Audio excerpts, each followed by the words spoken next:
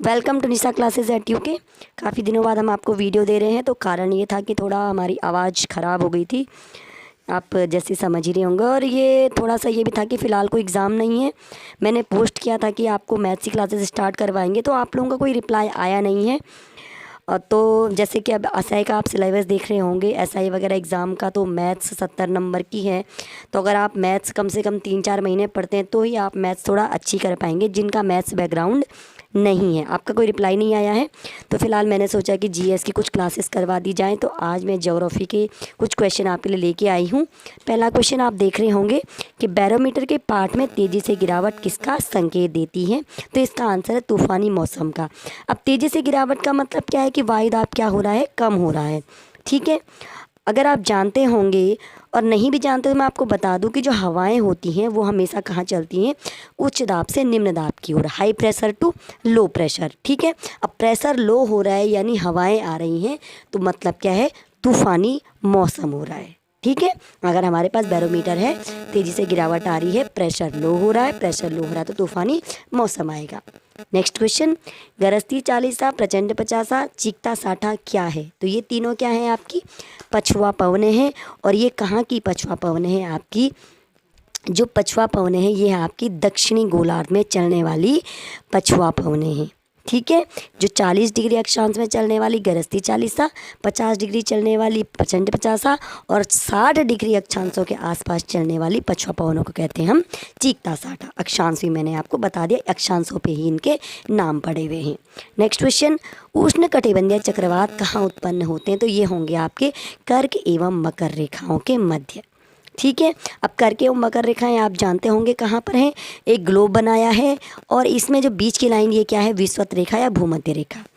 तो विषुवत रेखा के ऊपर और दक्षिण में 23.5 डिग्री अक्षांश उत्तर में और 23.5 डिग्री अक्षांश दक्षिण में क्या होती हैं, कर्क और मकर रेखाएं। उत्तर की ओर क्या है 23.5 डिग्री अक्षांश पे कर्क रेखा और दक्षिण की ओर 23.5 डिग्री अक्षांश पे क्या है, मकर रेखा। इन्हीं रेखाओं के मध्य क्या होंगे, उष्णकटिबंधीय चक्रवात उत्पन्न होंगे।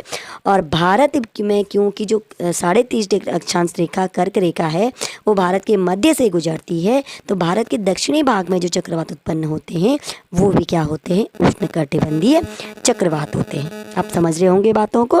ठीक है, अगर आप चाहते हैं तो आप इन बातों को नोट भी कर सकते हैं, क्योंकि आप देख रहे होंगे SSSC भी अब क्वेश्चन पेपर का पैटर्न चेंज कर चुका है, तो डीप नॉलेज होनी बहुत ज़रूरी है।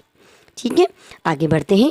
विली विली क्या है। तो विली विली है ऑस्ट्रेलिया में आने वाले चक्रवात। विभिन्न स्थानों पर चक्रवातों के भिन्न भिन्न नाम रखे जाते हैं।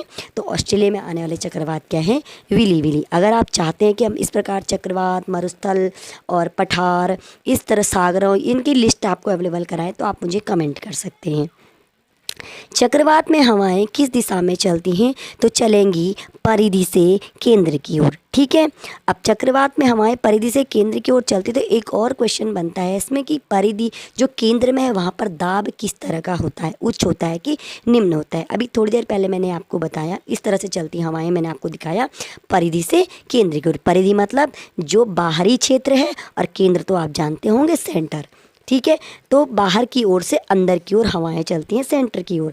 तो क्योंकि मैंने अभी आपको बताया कि हवाएं कहाँ की ओर चलती हैं, हमेशा उच्च दाब से निम्न दाब की ओर। तो क्योंकि परिधि से केंद्र की ओर चल रही हैं तो यानी उच्च दाब से निम्न दाब की ओर, तो परिधि पर क्या हो जाएगा आपका हाई प्रेशर यानी उच्च दाब, और केंद्र की ओर चल रही हैं तो केंद्र में क्या हो जाएगा, लो प्रेशर यानी निम्न दाब। तो एक क्वेश्चन जो ये बनता है कि चक्रवात में केंद्र पर कौन सा दाब होता है, तो केंद्र पर होगा आपका निम्न दाब, और परिधि पर जहाँ से हवाएं चल रही हैं वहाँ पर क्या हो जाएगा, चक्रवात की बाहरी छोर पर क्या होगा, हमेशा उच्च दाब होगा। ठीक है, नेक्स्ट क्वेश्चन आपका एक देख लेते हैं।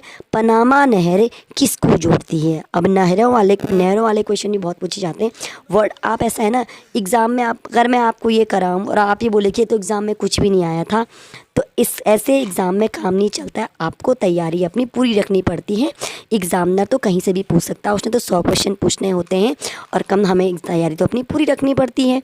तो पनामा नहर हमको जोड़ेगी प्रशांत महासागर और अटलांटिक महासागर।